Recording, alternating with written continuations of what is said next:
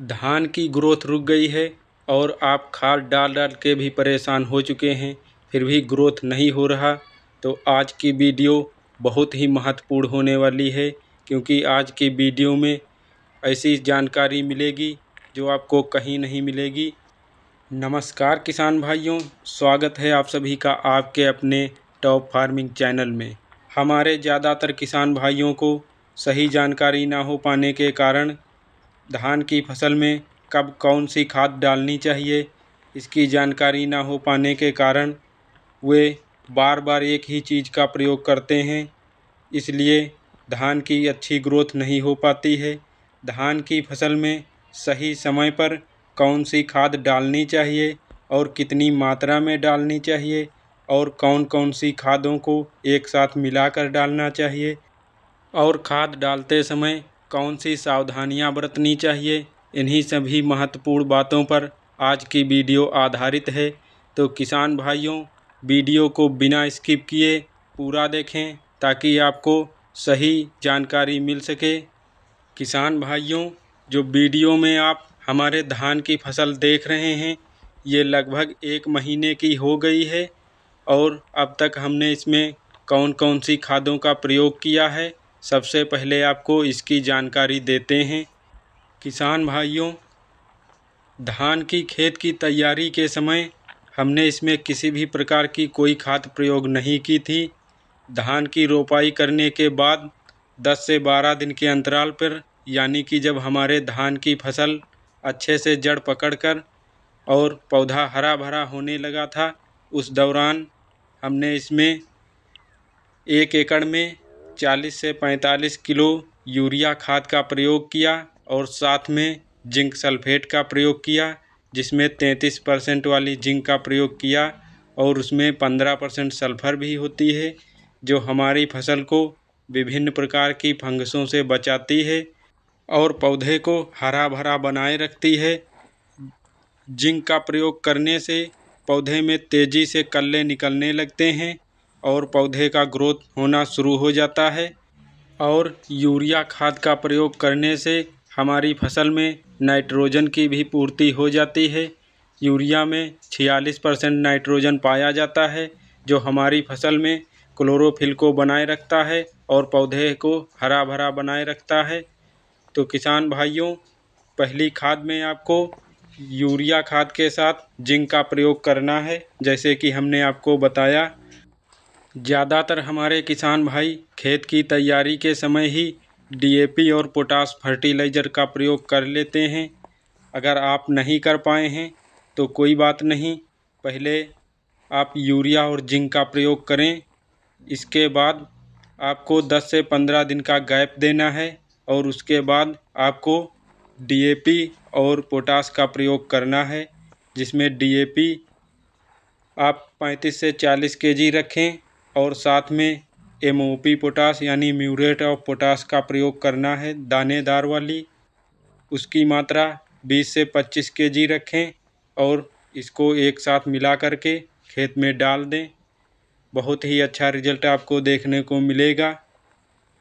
किसान भाइयों, हमने भी इसी प्रकार इसमें प्रयोग किया था। जैसा कि आप वीडियो में देख सकते हैं, हमारे धान की फसल बहुत ही स्वस्थ और हरी भरी नज़र आ रही है। ग्रोथ भी अच्छे से हुआ है, पूरा खेत एक समान हरा भरा नज़र आ रहा है। किसान भाइयों, डीएपी और पोटास का प्रयोग करते समय नमी का विशेष ध्यान रखना है, यानी कि डीएपी और पोटास का प्रयोग जब आप करें तो खेत में नमी का होना अति आवश्यक है। अगर नमी की कमी है तो डालने के बाद सिंचाई ज़रूर करें, ताकि हमारा पौधा अच्छे से इसका अवशोषण कर सके।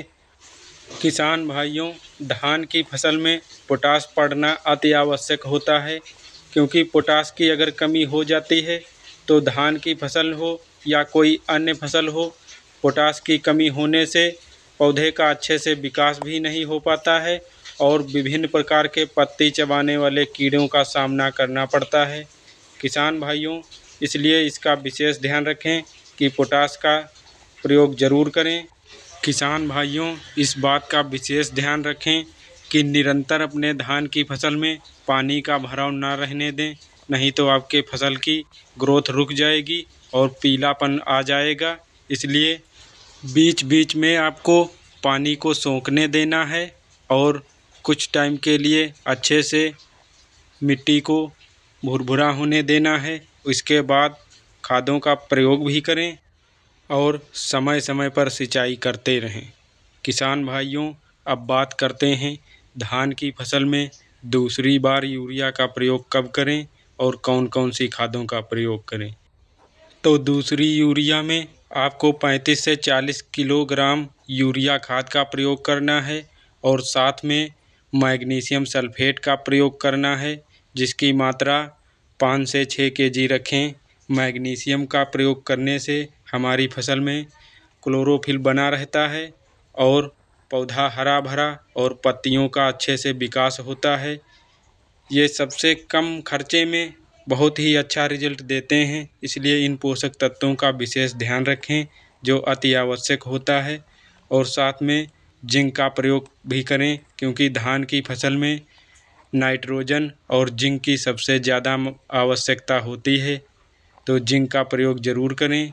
33% वाली जिंक का ही प्रयोग करें, जिसकी मात्रा 5 से 7 किलोग्राम रख सकते हैं।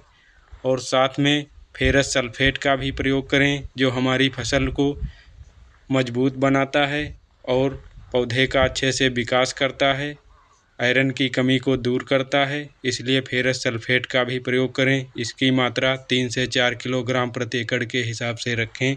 किसान भाइयों, इन सभी खादों को एक साथ मिक्स करके अच्छे से डाल दें खेत में और उसके बाद सिंचाई कर दें।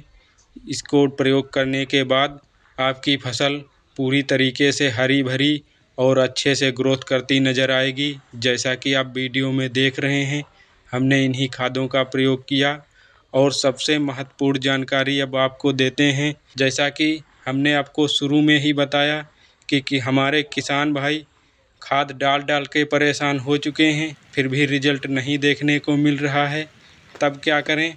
तो उसके लिए आपको सीवेट का प्रयोग करना है। जी हाँ, मैं बात कर रहा हूँ बायोविटा एक्स या सागरिका। इन दोनों में से आप कोई भी खाद ले सकते हैं। ये ऐसी खादें हैं जो एक बार आप प्रयोग करते हैं, पूरी फसल में इसका फ़ायदा आपको मिलता रहता है। इसलिए आप इसका प्रयोग ज़रूर करें। अब इसकी हम आपको फुल डिटेल वीडियो में बताते हैं। किसान भाइयों, बायोविटा एक जैविक उर्वरक है जो समुद्री शैवाल से बनाया जाता है और पौधों के लिए 60 से अधिक पोषक तत्वों का इसमें स्रोत पाया जाता है।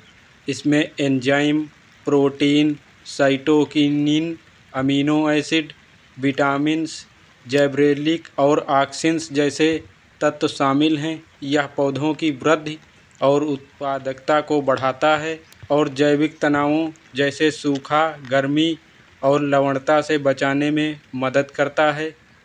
बायोविटा में 60 से अधिक प्राकृतिक रूप से पाए जाने वाले पोषक तत्व होते हैं, जिनमें माइक्रो और माइक्रो पोषक तत्व शामिल हैं। एंजाइम पौधों की चयापचय क्रियाओं में मदद करते हैं और प्रोटीन का कार्य होता है पौधों के विकास और मरम्मत के लिए। साइटोकिनिन, जैबरेलिक एसिड और ऑक्सिन्स ये पौधों के विकास नियामक हैं जो पौधों की वृद्धि, फूल और फलने को बढ़ावा देते हैं। इसमें पाए जाने वाला अमीनो एसिड प्रोटीन का निर्माण करते हैं और पौधों के विकास के लिए महत्वपूर्ण भूमिका निभाते हैं। और विटामिन्स पौधों के स्वास्थ्य और विकास के लिए आवश्यक होते हैं। किसान भाइयों, अब बात करते हैं बायोविटा का उपयोग कौन सी फसलों में करना चाहिए। बायोविटा का उपयोग विभिन्न प्रकार की फसलों जैसे कि धान, सब्जियों, फलों और फूलों में किया जा सकता है। इसका उपयोग मिट्टी में प्रयोग करने के लिए दानेदार के रूप में आता है, उसका प्रयोग कर सकते हैं, या लिक्विड में आता है तो फसल में आप इसका स्प्रे भी कर सकते हैं। ये दोनों प्रकार से आता है। आप जैसी आवश्यकता हो उस अनुसार इसका उपयोग करें। किसान भाइयों, अब बात करते हैं फसल में बायोविटा का प्रयोग करने से हमें कौन से लाभ होते हैं। किसान भाइयों, जैसा कि कोई भी फसल हो, आप जिन खादों का प्रयोग करते हैं उनका पूरा अवशोषण फसल नहीं कर पाती है, पूरा फ़ायदा नहीं मिल पाता है। अगर आप बायोवीटा का प्रयोग करते हैं तो ये सभी प्रकार के तत्वों को बड़ी तेज़ी से पौधे को प्रदान करता है। रुके हुए पोषक तत्वों को सब एक साथ पौधे को देता है, जिससे हमारे पौधे का विकास होना शुरू हो जाता है और हमारा उत्पादन बढ़ता है। बायोवीटा फसल की गुणवत्ता में सुधार करता है, जैसे कि आकार, रंग और स्वाद में सुधार करता है और मिट्टी के स्वास्थ्य में भी सुधार करता है। ये मिट्टी में लाभकारी सूक्ष्म जीवों की संख्या को बढ़ाता है, जिससे मिट्टी का स्वास्थ्य बेहतर होता है और मिट्टी भुरभुरी बनी रहती है। इसका प्रयोग करने से हमारी फसल में फलों का कलर और साइज मेंटेन होता है। जैसे कि अगर धान और गेहूं की फसल में आप इसका प्रयोग करते हैं तो बालियों की संख्या अधिक आती है और बालियां लंबी और भरावदार दाने होते हैं, इसलिए इसका प्रयोग ज़रूर करें। बायोवीटा एक जैविक उत्पाद है, इसलिए यह रासायनिक उर्वरकों और कीटनाशकों के उपयोग को कम करने में मदद करता है। किसान भाइयों, बायोवीटा का प्रयोग आप डीएपी खाद के साथ भी कर सकते हैं, यूरिया खाद के साथ भी कर सकते हैं। तो आप लोग इसकी मात्रा 4 से 5 किलोग्राम प्रति एकड़ के हिसाब से रखें और अपने धान या अन्य कोई फसल हो तो उसमें ज़रूर प्रयोग करें। बहुत ही अच्छा रिजल्ट देखने को मिलता है। खेत में डाली गई खाद और पोषक तत्वों को जो पौधा अच्छे से नहीं अवशोषण कर पाता है, उसको अच्छे से अवशोषण करने लगता है। ये तेज़ी से रुके हुए पोषक तत्वों को पौधे को एक साथ प्रदान करता है, जिससे हमारे पौधे की अच्छे से ग्रोथ होती है और हमारा उत्पादन बढ़ता है। किसान भाइयों, आज की वीडियो में दी गई जानकारी आपको अच्छी लगी हो तो वीडियो को लाइक करें और अपने सभी दोस्तों के पास शेयर करें। अगर मन में कोई सवाल है तो कमेंट करके ज़रूर पूछें, हम आपको उसका सॉल्यूशन ज़रूर बताएंगे। किसान भाइयों, इससे पहले भी हमने धान पर विशेष वीडियो बनाई, जिसमें पहली खाद के साथ कौन कौन सी खादों का प्रयोग करें और यूरिया के साथ किन खादों का प्रयोग करें, ये वीडियो आपको चैनल पे मिल जाएंगी। और अन्य प्रकार की सभी फसलों पर भी आपको वीडियो मिलेगी, जैसे कि खीरा की फसल, टमाटर की फसल, सभी प्रकार की फसलों पर आपको वीडियो मिल जाएगी। तो आप लोग चैनल को ज़रूर सब्सक्राइब करें ताकि आपको सही जानकारी मिलती रहे। जय जवान, जय किसान।